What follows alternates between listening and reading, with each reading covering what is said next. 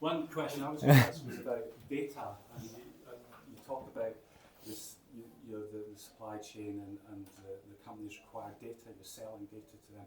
How is that data collected in terms of understanding the biodiversity changes and the farm performance?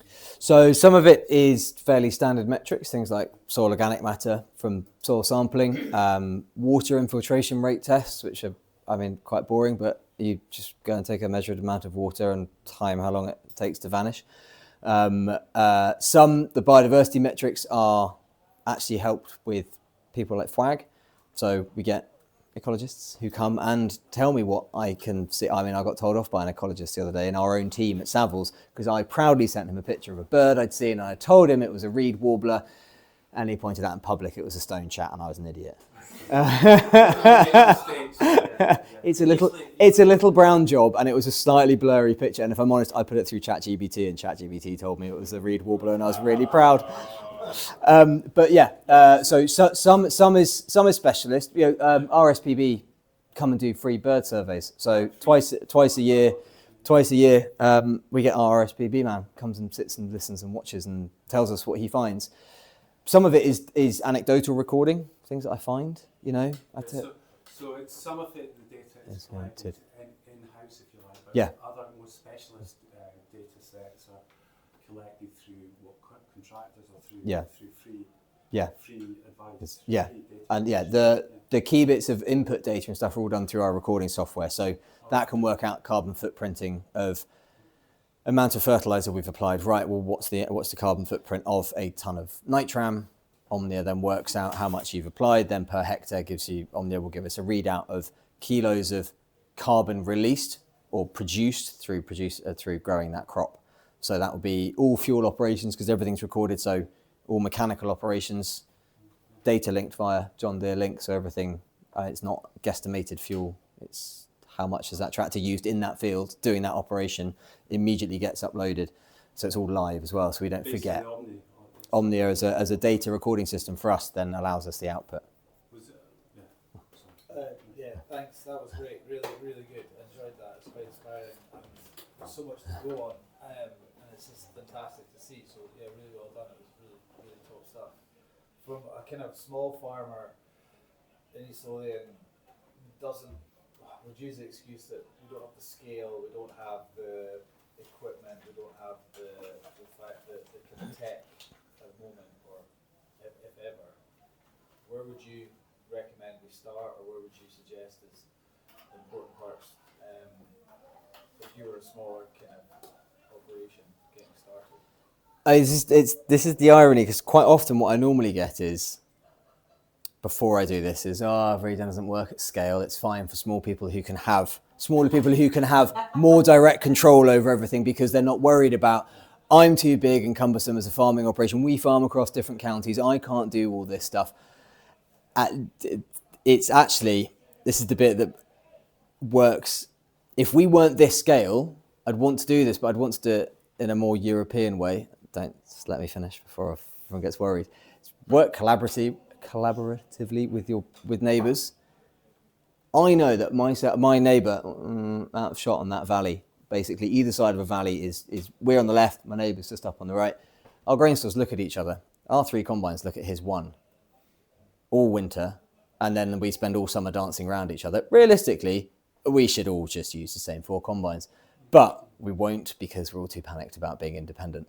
Actually working collaboratively, if 3 of you have the same idea, go and share a direct drill as a start point, or one of you goes, actually, I've got a shallow cultivator, why don't I come and do that and you can replace it with some spraying, or work with a joint venture with a grazier. You don't have to, I would never say go and buy 3,000 sheep, ever say go and buy 3,000 ewes and become a massive sheep farmer. But you might find that there's someone else who'd like to expand, can't afford to rent more grazing, but actually allows you the benefit of having sheep integration, allows them the space to expand without actually having to go and rent another farm, etc. So it's sometimes looking at what you can do together, or what extra facilitation there is out there.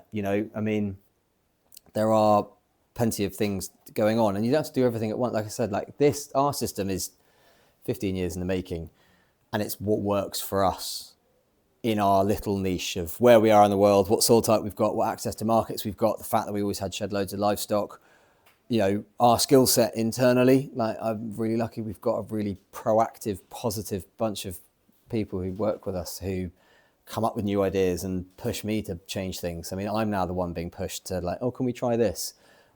We've got drones currently weed mapping. I think it's a bit of a con, but two of our guys are convinced by it, and it's going to save us a fortune. And John Deere are sending out drones to weed map crops, and we're going to look at what it can see versus what actually happens on the ground, and then work out if it can save us more herbicide, as in targeted herbicide usage, by pre-mapping fields before we spray them through John Deere Link. It will then speak to our horse sprayers, and then when we do apply herbicides, rather than doing whole fields, we'll then maybe spray 30% of a field because the drone's already mapped it.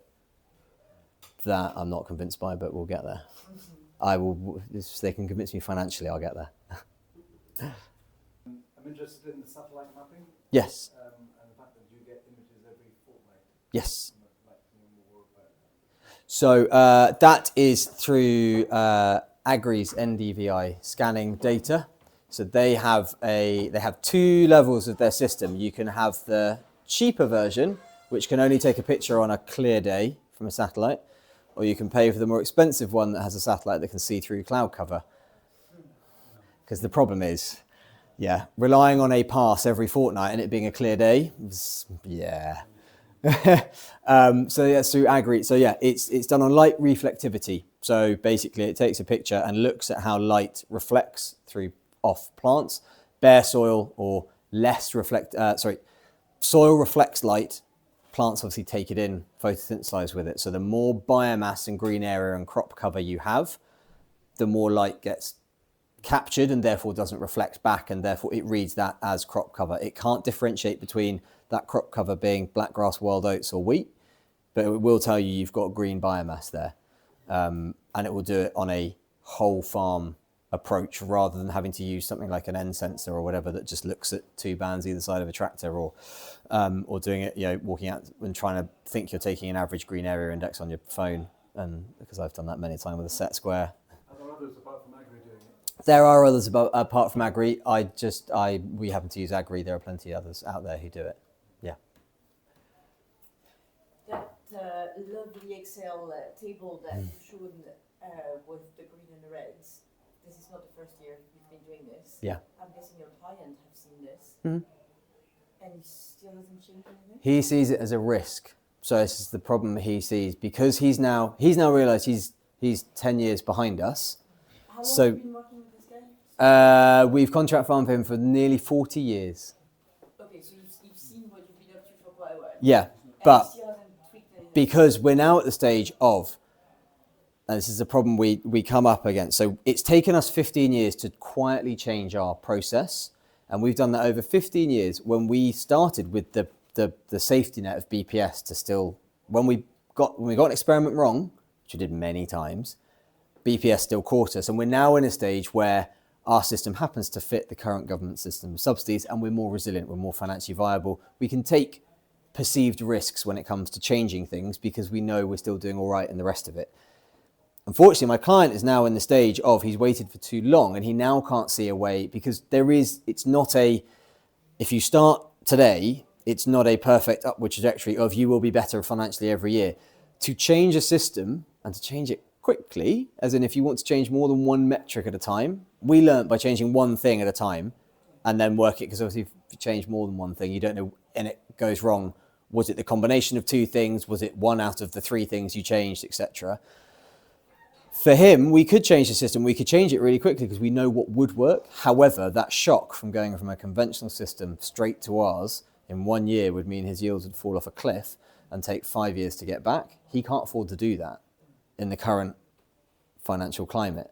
So we're stuck between a rock and a hard place. And what there are now emerging in the market, and part of my work with Savills, last year we worked with Lloyds Bank and we helped them design their agricultural transitional finance product, because we modelled for Lloyds the payback curve of a change of system. So to, on average, move from a conventional system to a regen system, There's a 5-year payback. There's 5 years once you've got to put some capital expenditure at the front for a change of system, whether that's buying a direct drill, whether that's investing in some sheep, whether that is, looking at different data capture technologies, whether that's, buying, looking at having to explore different markets, etc. for selling crops. There is a dip in output. And so Lloyds have, with our help, designed a financial product that gives you 5 years interest free, because that's predominantly when we modeled you get back to where you were, and then it's the upward curve. You've gone through that transition process.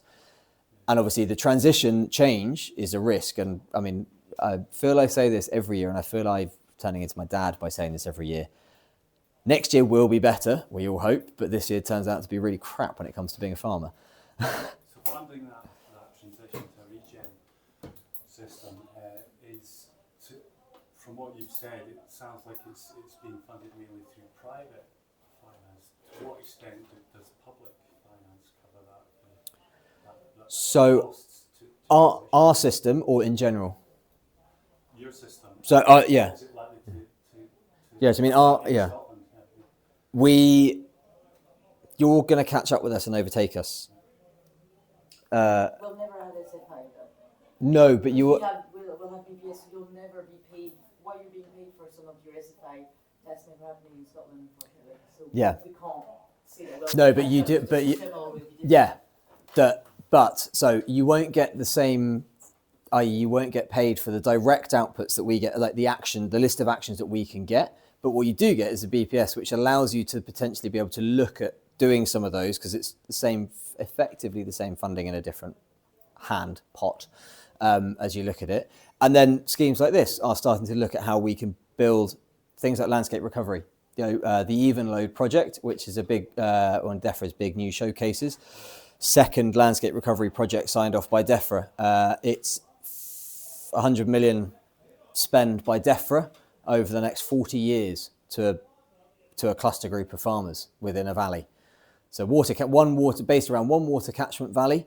It's a combination of 100 million of DEFRA over 40 years and 100 million from collectively from Network Rail, Southern Electric and Thames Water to fund a catchment-wide shift to regenerative agriculture, because the natural capital outcomes of a shift to regen and a shift in the way the landscape is managed and farmed stops the main east-west railway line to London from flooding every time it rains, because the government have done the maths and gone, hang on, every time it rains more than 50 millimetres, those trains stop, and that costs the economy X by lost work days and people not being where they should be at the right time, and cost to public transport. When Oxford Power goes out, because there's a massive substation that sits in the catchment that floods and then fries itself, the cost of that, and the cost to Thames Water of having clean water, they have all joined forces with DEFRA to fund a 40-year project of landscape recovery within the Even Load Valley. So that is looking at farmers changing systems. That is also takes into account more aggressive measures in certain aspects. So aggressive, tree planting in certain areas of catchments, wiggling of rivers, recreation of wetlands, maybe in what is now drained pasture, etc. So do you think that it sounds to me as if that's a sort of funding framework which allows both the public and private finance to work together in a flexible way to deliver across a landscape? Yeah. I mean, it would be great if we moved It's to going to a take system like that. take a while. Yeah. Any other questions? Is there a reason why you've not mentioned woodlands, and when you're also mentioning it in the context of landscape and recovery and biodiversity and integration? I was only given an hour. I could talk to you for about. I could talk to you for about 4 days on continuous tree cover, commercial forestry operations, and how we try and link the two together, along with biomass production, wood chip, fence posts, gates, etc. Basically, what we do with arable, and I haven't really touched on what we do with sheep and pigs and cows. What we do with all of them and forestry revolves around this. So the forestry also value add, supply chain management, collectively work together as three of us as an entity through a sawmill. Continuous tree cover. So our clear fell plantations are being replaced by continuous canopy cover plantations. We're changing our varieties of trees that we plant because drought is hitting them. We've also got ash dieback, which has nobbled a fair amount of our prime timber. We're looking at what is going to survive in 50 years' time with increase in average temperature and what won't survive. Beech in our part of the world can't survive anymore in real terms. It's not commercially viable. Beech is a big part of what we currently grow, timber production-wise. So as we fell them, we're replacing them with hornbeams, limes, things like that. So yeah. I mean, there is now only 2 more. Can I just Yeah. quickly ask Ed, given we have very different soil characteristics here, could you say anything about how translatable what you've done might be to what you know about East Lothian? Yeah, well, I'm just jealous. Let's be honest. All of it is translatable within its own context. So, for instance, I would never be an advocate for trying to do no-till spuds. It doesn't work. Sorry if I've just upset someone, but No, it's just an interesting idea of doing. yeah, from a commercial perspective, it's not going to work. You look at the mechanics of potato growing at the moment, where you can get big yields and it's still really hard to make it pay. Putting a sixth of your yield out for the same land area, probably not going to be that viable. But so I was talking to a spud farm this afternoon. We were talking about this, and he said, "Well, I can't be regenerative because I grow potatoes, and I'm now seen as the devil." I was like, "Actually, if potatoes are part of your rotation, it's 1 in 7, 1 in 8, 1 in 6, maybe. It's what you do with the rest of the rotation that counts. Is the fact that yes, potatoes might take you." If your rotation and your work is 6 years in a positive direction, growing one crop of potatoes does not take you back to there. One crop of potatoes takes you to there.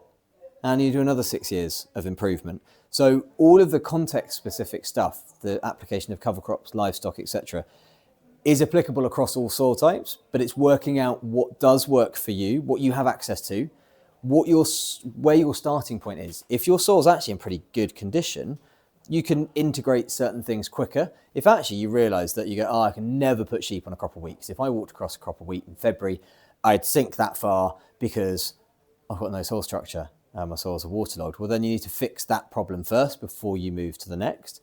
So it's understanding your starting point and your own context on your soil type to then be able to work out which bits. And like I say, what we do is a version of the system. There are some bits in there that some of you would have thought, well, that's a complete waste of time. It doesn't work for me. There'll be other bits you go, oh, that guy, yeah, no, we've got a neighbour and we could do that with that. Or yeah, I might try that on that block of ground. It's working out where the easiest place to start is, and working out how it fits within your context, your skill set, what you have access to. A lot like kind of self-correct, so I think.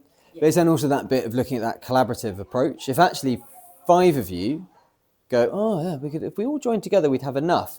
Well, actually, maybe we could look for some external funding to, whether it's a small seed processing plant for Phacelia. Please don't steal my niche. anything other than Phacelia you can have. Buckwheat, lovely. Yeah. I think maybe there's one time for one more question. Did you have a? Yeah, I was just going to ask you. I mean, it sounds amazing, and clearly all sort of works together. But how do you manage all that? There's a little monkey inside my head doing this with some symbols. I have an amazing team. I definitely don't do all of that on my own. I have an amazing team. How do I do it? I don't know. It's just sort of. How many people does it take to make this happen? So there's 14 of us full time. Okay, right. I have an amazing team, and it has been a slow, steady progression. We didn't just turn it all off one night and turn it on the next morning and go, right, we're going to do this. It's all going to be different and learn. It's taken us a long time, and therefore we've all been on the same journey. Me and our entire team have been on the same journey together, and I rely on them to understand what we're trying to achieve. So when we started, I used to run around like a headless chicken behind drills going, no, we can't direct all this. No, we have to cultivate this because actually it's not doing a good enough job. The team are now perfect. I mean, they pull into a field and they'll ring me. We're not drilling this block of ground. It's not ready. So I fully back your opinion. You're fully grown adults who understand what we're trying to achieve. So it's been education for all of us. And that means all of us have spent, which is sometimes hard, time off farm learning from other people as well.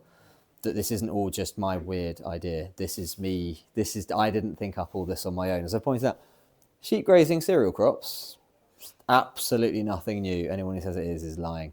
It's what every mixed farmer used to do 100 years ago before the man with the can arrived, before Bayer appeared over the horizon and said, well, you get rid of that shepherd, get rid of those sheep. You grow wheat every other year now because I've got a magic herbicide and the man from CF's got some nitram. You're fine. You don't need sheep.